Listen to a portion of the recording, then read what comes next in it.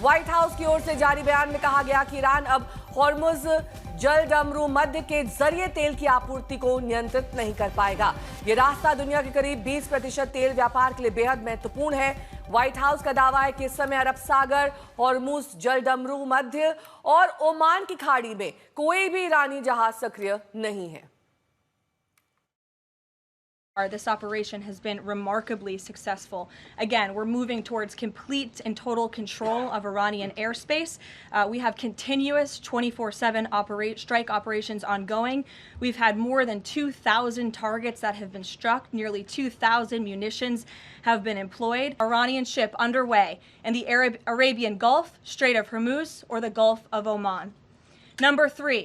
Operation Epic Fury will ensure the regime's terrorist proxies in the region can no longer destabilize the region or the free world and attack our armed forces.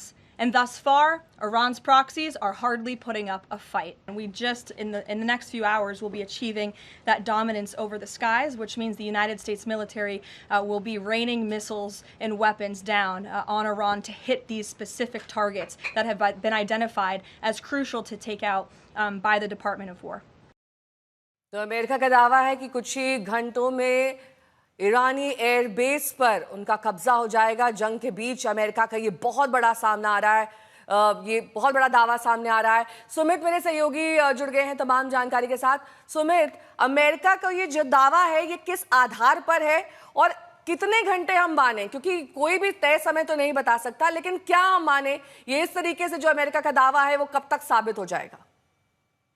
जरूर है, क्योंकि कल America की तरफ से 100 घंटों के operations का एक खाका प्रेजेंट किया गया। उसमें उन्होंने बताया कि पहले दिन से लेकर अब तक उनको क्या क्या हासिल हुआ है। पहले 2 दिनों के अंदर, खासतौर पे पहले 24 से 48 घंटों में उनका पूरा का पूरा फोकस था एयर डोमिनेंस करना, यानी लगातार सबसे पहले ईरान के उन मेजर आप कह सकते हैं कि फैसिलिटीज को टारगेट करना, कमांड एंड कंट्रोल सेंटर्स को टारगेट करना या एयर डिफेंस यूनिट्स को टारगेट करना, जो लगातार उनके एयरक्राफ्ट के लिए एक बड़ा थ्रेट हो सकते थे। उसके बाद जो दूसरा फेज हुआ, जो मेजर शिफ्ट था जो इजराइल और अमेरिका ने बना, जो उन्होंने ऑपरेशन किया, उसमें था उनकी नेवल पावर को कहीं ना कहीं कॉर्डन करना, लगातार उसको कम करना। और शायद इसी वजह से करीबन 20 के करीब अमेरिका द्वारा कहा जा रहा है कि उन्होंने उनके शिप्स को टारगेट किया है अरेबियन गल्फ के अंदर, गल्फ ऑफ ओमान के अंदर, और जो स्टेट ऑफ हॉर्मुज में है उनकी तरफ से दावा किया जा रहा है कि पूरी तरीके से इस समय अमेरिका का डोमिनेंस है। यानी आप मान के चलिए कि सिर्फ और सिर्फ अब जो ग्राउंड लेवल पर अगर जो ट्रूप्स की मूवमेंट है या डोमिनेंस है वो ईरान का है।